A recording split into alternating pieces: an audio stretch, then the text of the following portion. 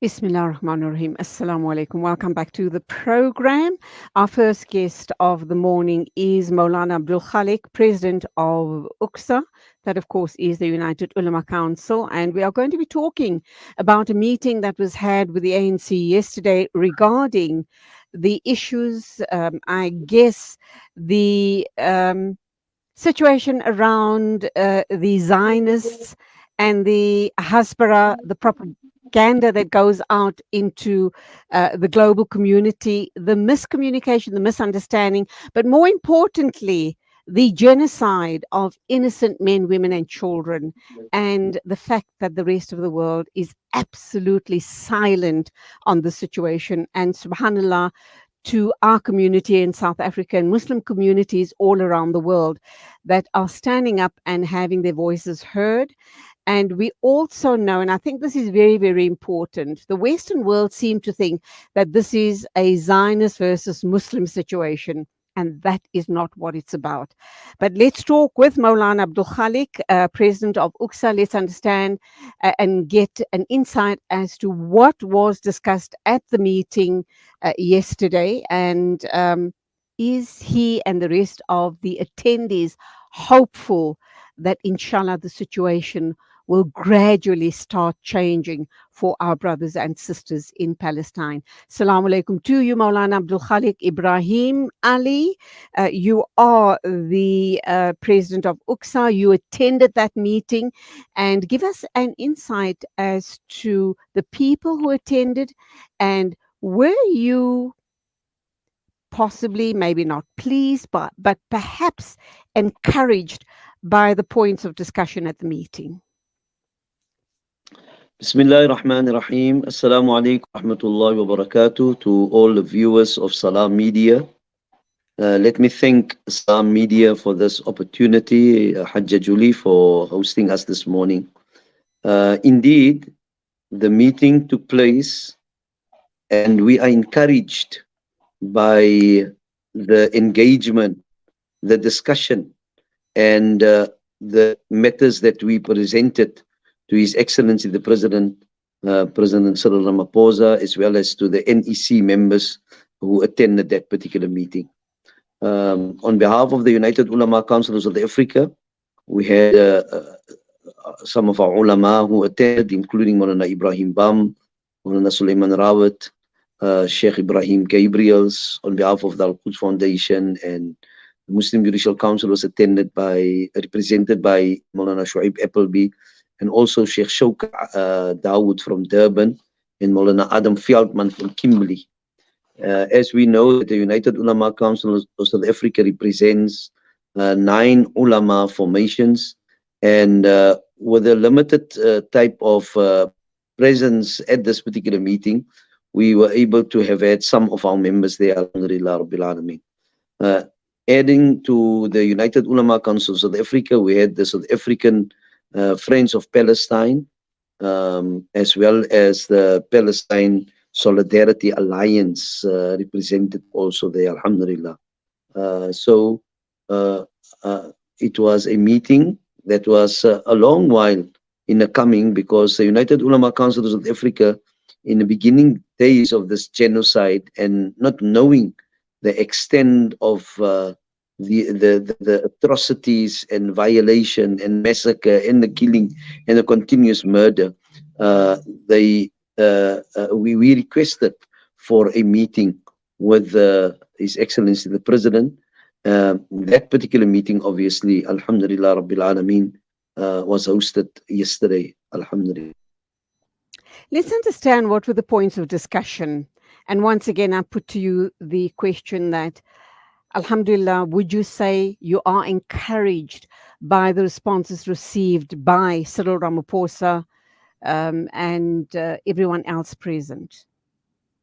So what actually agitated further towards this particular meeting was the fact that you'd recall last week there was a statement that came out from the South African Jewish Board of Deputies, as well as from the ANC, where they have met, or the government that they've met with the South African Jewish Board of Deputies, and we were very disappointed at the time to think that we have called for a meeting and the meeting has not been forwarded to us.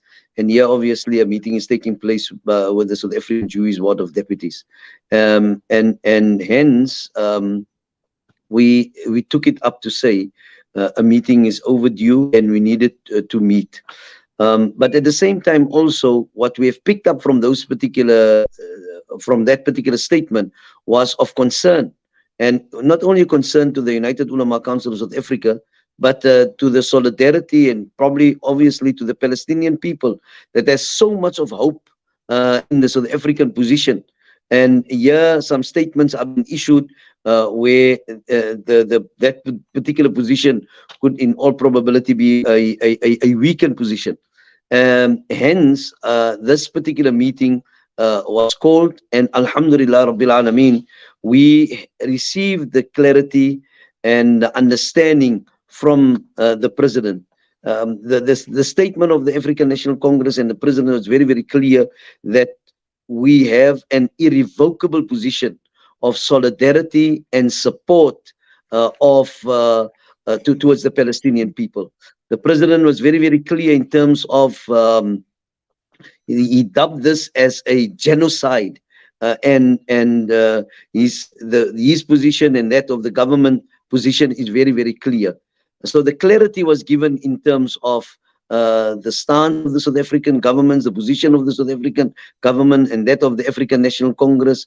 And at the same time also, the meeting afforded us an opportunity to present from the solidarity and from the United Ulama Council of South Africa our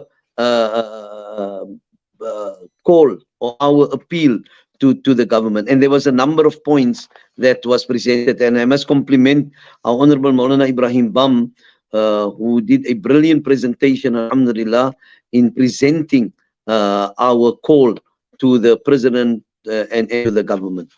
Alhamdulillah. Okay, I am going to be talking with Naeem a little later on. He's, of course, with the South African Friends of Palestine. He was also present at this meeting yesterday. I'm going to ask him to give me his take on the situation. But let me also share with you a message that I have just received. I know there were 7 very crucial points that were raised in this meeting yesterday. I'll have you respond to, some of those points. Your sense of the response that you got from the government, and then I'll leave the balance for Naeem to respond to. But we have a message here from Ashraf Wenzel, and he's asking the question or making the comment, the elephant in the room. What is the official position of UXA regarding the two-state solution, as most of the ordinary citizens in the many protests has expressed support for a single unitary state under the control of Palestine? Was that issue ever raised, Maulana? I would like to, yes, I can give the contentment to this brother and to the viewers. That was one of the points of discussion. Now, you'd recall, Maulana Ihsan Hendricks, rahmatullah alayh. For the longest while, Maulana Ihsan, as our great leader and who we regard as Sheikh al-Aqsa, has been speaking about the one-state solution vis-a-vis the two-state solution. The South African government holds the position, like many, many other countries, of a two-state solution. Now, in the current conflict and in previous times, it is very, very clear that the Zionist occupier is not interested in any solution for the Palestinian people. They have bulldozed the Palestinian people. They have occupied their land. The intention is ethnic cleansing, to annihilate the Palestinian people totally and wipe them out. I mean, they regard them as subhumans. Those are the type of statements that comes from the Zionist occupier. Our position, and as I've referred to Maulana Ihsan, and that was stated yesterday, Sheikh Maulana Ibrahim Bam articulated to the President and to the African National Congress. The Deputy President, by the way, was also there. The Secretary General of the ANC was there to speak about the one-state solution. And that isn't it time for the South African government to consider looking at the only option and alternative, that to be a one-state solution. And one of our members that was present there raised the issue pertaining to prior to the occupation, in this particular Mubarak and blessed land, the Jews, Christians, and Muslims coexisted, and they lived harmoniously together as a people of that particular land.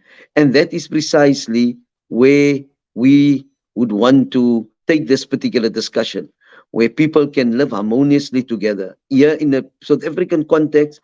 And so South Africans can understand that. Our politicians can understand. I mean, here in the South African context, the Bantustan thinking and where people would want to be cut up in some parts of the land and so forth. It is not a viable option. It is no option in actual fact. And that in itself is a message that was conveyed, alhamdulillah, Rabbil Alameen, at a meeting yesterday, alhamdulillah. The President did respond to that. And obviously, for now, that particular position is such. But there's what is required is to make a full study on this particular matter and to have further debate and discussions on it, inshallah. And I would like to give the surety that we will take up that particular matter also further, inshallah. Inshallah, Ameen. Let's go for an ad break. Please do bear with us, Maulana, and we'll get back to you to discuss more of the very important points raised at this meeting yesterday, which was obviously long overdue. Alhamdulillah. The people of Palestine need your support now. Africa Muslims Agency is on the ground, already providing food, medication, and emergency supplies in Gaza. Donate any amount to Heal Palestine at africamuslimsagency.co.za. Africa Muslims Agency, empowering, educating, inspiring. With so many investment options today, it's only natural that you might feel a little confused which route to take. Should I buy shares or should I invest in gold bullion? Randery Jewelers now brings you the Zahab coin, an alternative to the Kruger Rand. The Zahab coin, a solid wealth protector in its purest form of 24-karat gold, is the safest way to protect your wealth. So don't just sit there and watch your paper money depreciate. Change to gold. Call Randery Jewelers now at 031 202 4701 or visit www.rjcoin.co.za, situated at 151 Essenwood Road, Musgrave, Durban. Randery Jewelers, the family name you can trust. Kids these days are smart, and when you're competing for their attention against their smartphones, you need to make smart choices, like using Sunfoil triple refined pure sunflower oil in every meal you make. It's naturally cholesterol-free and approved by the Heart and Stroke Foundation as part of a balanced eating plan. So whether you're cooking, frying, or baking, you get the great tasting results that'll get their attention faster than the latest app. And if that doesn't work, change the Wi-Fi password. Sunfoil. Now we're cooking. SANZAF's Meals Distribution Project aims to create food security for those in need. By supporting our program, you can help us in our mission to provide access to nutritious meals on a daily basis and help us extend our reach. Join SANZAF in the fight against hunger by contributing to our food security initiatives. To learn more, visit sanzaf.org.za or call 011 834 6046. SANZAF, changing lives through development and relief. Online schooling? Why not? Kurtuba Online Academy is the leading global online Islamic school from grade R to matric, offering South African caps and international syllabus. And it doesn't stop there. We also offer online madrasa for every grade. For more information, visit www.kurtubaonline.co.za. Kurtuba Online Academy, the leading global online Islamic school.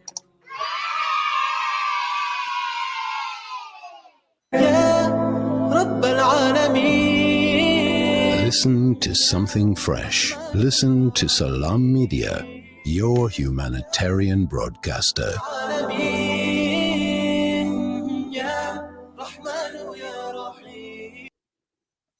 Bismillah ar-Rahman ar-Rahim. Welcome back. I'm talking with Maulana Abdul Khalik. He is the president of UXA.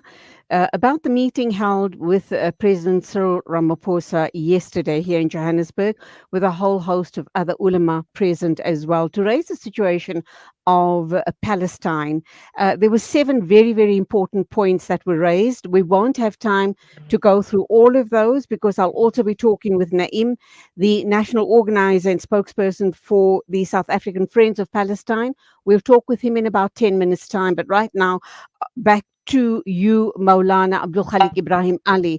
What else stood out for you? And, I'm looking at these 7 points and they all are equally important and absolutely pertinent. What do you believe, what else stood out for you regarding the situation and the meeting? Well, I must be able to be to express myself to say I was. We went into that particular meeting with a certain thinking, and it is really contenting to us that the position of the South African government and that of the African National Congress is sound. And the opportunity of engagement is an opportunity that we must be able to celebrate. There are many, and one of our members did say, I mean, if you compare our opportunities that we have here and to express ourselves and to speak with the government, then Alhamdulillah Rabbil Alameen, we have had that particular opportunity. We will continue to have such opportunities. It is also very clear that the government is intent to have further engagements with the solidarity movements, Alhamdulillah. And also, we know that there is in South Africa the Jewish community in support of Palestine, the South African Jewish Voice for Peace. The government has undertaken to meet with them as well and to hear from them their particular perspective. And because the South African Jewish Board of Deputies are not the only ones living in our country. And I would like to give the surety to our viewers that these discussions are ongoing. We will continue engaging. We will strengthen, inshallah, our solidarity. The reality is that on the ground, people are being massacred. People are being killed. People are being butchered. There are many, many discussions taking place. The meetings take place.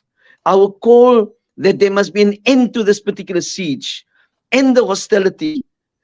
Let the food arrive at the people who are most in need of it. We want to call upon the African Union. We would like to call upon Egypt. We would like to call upon the international community. We must pressurize the United Nations to once again take its rightful position of taking action against the Zionist occupier.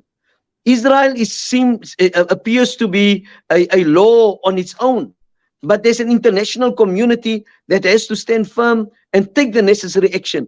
For how long can we witness this particular atrocities and murder and massacre, and we just keep on talking? So as a South African community, expectation by the Palestinians are that we must show our bravery and the courage and take the moral position, our duty and responsibility very serious to lead from the front.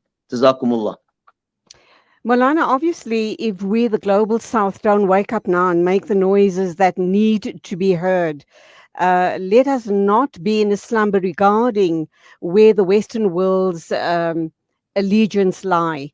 America is supporting Israel to the hilt with armaments, all sorts of support, including Britain and other Western countries. And this should be a lesson to the black and brown countries of the world, that this can happen to them as well, that the Western world will come together in force against the global south. Let us not sit here thinking that, oh, we're very far removed from Palestine, nothing's going to touch us and nothing's going to hurt us. Whatever is happening in Palestine today can play out in any other global South country, any country in Africa or any country in the South. And I think that should be a wake-up call for the African Union as well. Indeed. I mean, yesterday, the president made it very, very clear in terms of the South African stance. And what is heartwarming is the fact that there are many, many countries who stand in support of the South African position. But having the boldness and courageousness of the South African government, they fall short. The reality is that the African Union summit, there's a summit that's coming up in January, and there is a need to mobilize African governments and the African leaders to take the particular moral position and stand for the human rights of the Palestinian people. We cannot allow the atrocity to continue. And you're absolutely correct. I mean, the Zionists, they are a loose beast. They don't have morals. They don't have values. A human life means nothing to them. Zionism is an ideology that goes out there.